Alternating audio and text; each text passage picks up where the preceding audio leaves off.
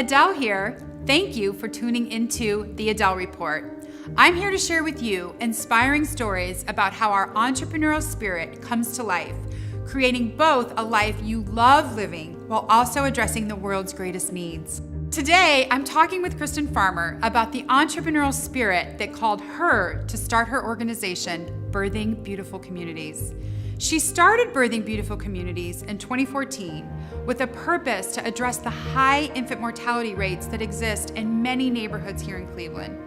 Kristen believes that by supporting pregnant moms and their families, babies and their communities become more healthy, wealthy, and whole. The organization's work focuses on training women to be doulas and birth workers for pregnant moms in their own neighborhood. In many of our neighborhoods here in Cleveland, babies are dying at an alarming rate before their first birthday.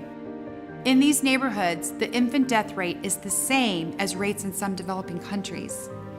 I talked to Kristen to hear more about the entrepreneurial spirit that called her to start this inspiring and so essential work. Tell me about your journey of how you came to this incredible idea. Well, my journey is a long journey. I knew from the time I was 16 years old that I wanted to work with pregnant women and babies. I said, I want to do this. I want to be a midwife, and I want to build a birthing center in Cleveland, in my hometown, in my neighborhood specifically. And I just ran with it. I applied for a midwifery school to become a certified professional midwife.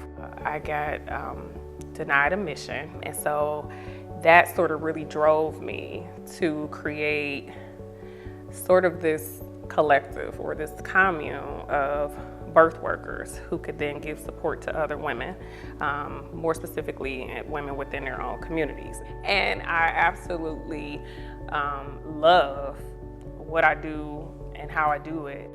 What we're doing is looking at people from a holistic standpoint, mentally, emotionally, spiritually. All of these different components have to be addressed in order for you to feel whole. And if you feel whole, then you can give your whole self as a mother, as a father, as a family member, whoever is going to be around this baby. When I first heard what you were doing, I was like, oh, she's brilliant. This is what will work, to truly heal. I think that that's why we have been very successful in our venture around this birth work, because it isn't just about the actual birth work, but it's about us respecting the pregnancy. That should be very sacred to us. I don't know when did babies and birth stop being so sacred to our society. We have to bring that back, because it is sacred. Tell me about, when you said you had this vision when you met those other women in Glenville, and you had the vision, and you didn't know how you were going to do it. How do you go about doing that? Tell me, because I think what I see in you as a visionary is you're an entrepreneur, clearly, and you're an innovator. I had the vision around this, and I really just took a chance. I just took a chance. I've had a plan around this. I plan lightly for everything, with the understanding that things can always change. And it's making peace with uncertainty. For me, it's just been this journey of self-discovery of who I am as a person, who my soul is.